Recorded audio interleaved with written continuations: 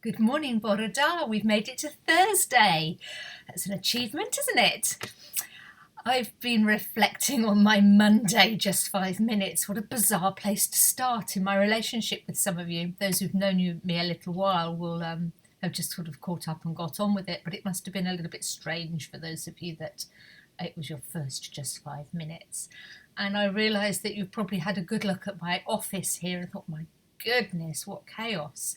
And then I think, oh, perhaps I ought to tidy it up. And that was a theme all through the whole of last year, that I could see what people could see behind me, and I thought I ought to tidy it up, and I didn't. So gaze away at the chaos that my office is.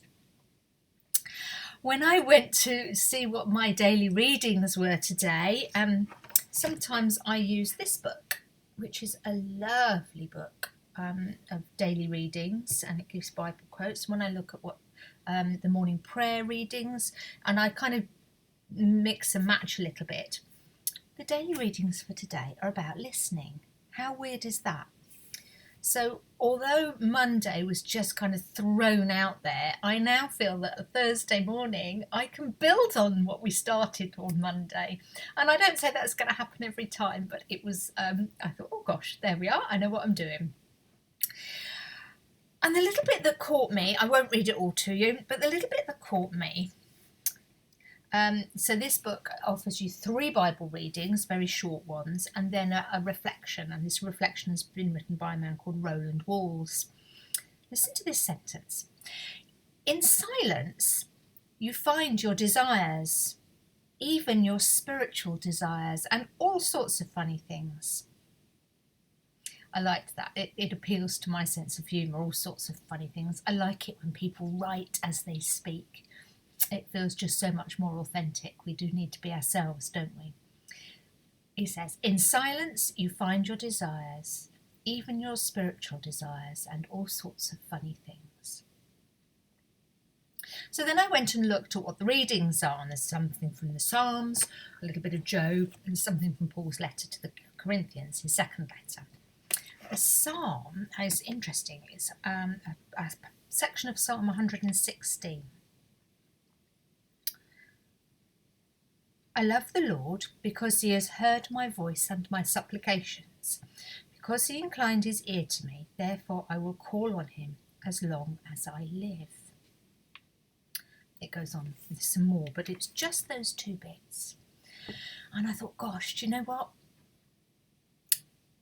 When we talk to God and we pray, or we ask for things, or we rant or shout, or just kind of offer him our random thoughts, we expect him to listen, don't we?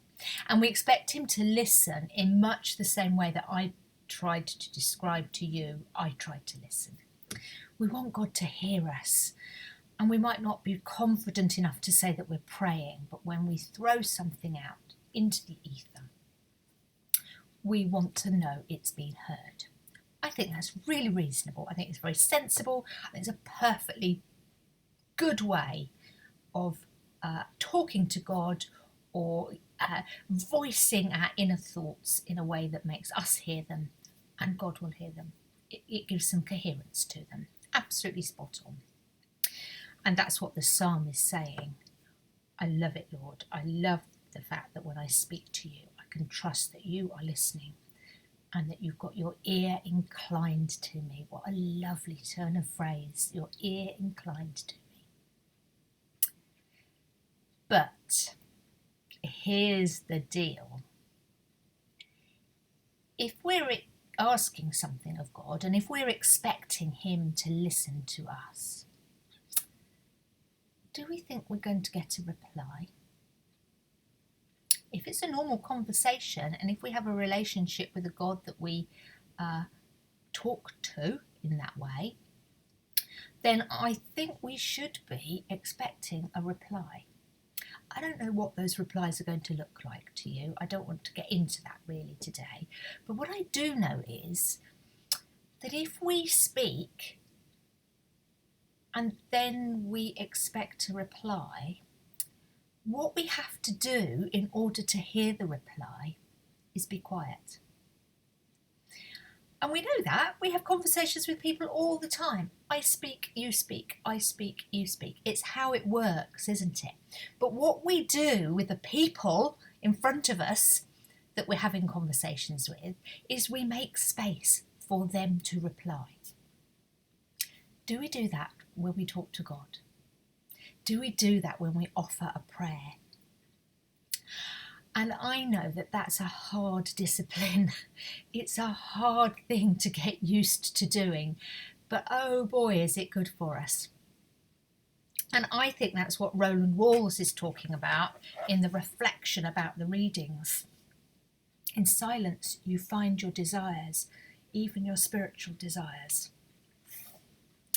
If you make space for the reply, and you have a heart and a mind that's open to expecting it and hearing it, I wonder what you'll hear. It may not be words, it might be actions. It might be something that happens later in the day. It might be some words that a person speaks to you. But when you hear them, you think, oh, that chimes with what I prayed about this morning. It could come in all sorts of random ways, connections that we have to keep our eyes and our hearts open to. But, it's that B word again, isn't it? But, if we are going to talk to God, we must be willing to make space for him to reply.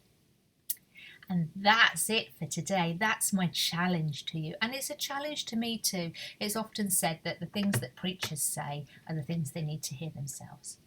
And actually, I've had a really busy 3 days so far. Wonderful 3 days, but incredibly busy.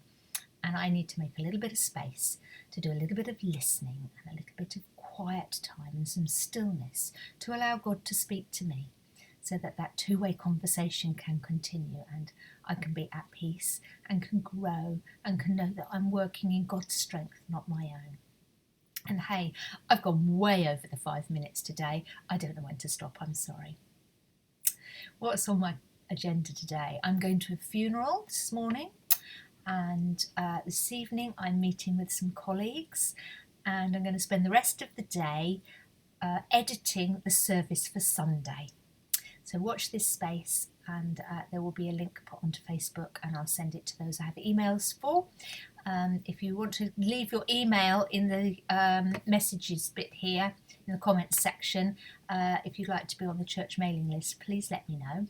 Otherwise, have a lovely day today, and make some space and have some quiet, and I will see you on Sunday in church perhaps. That'll be in church online.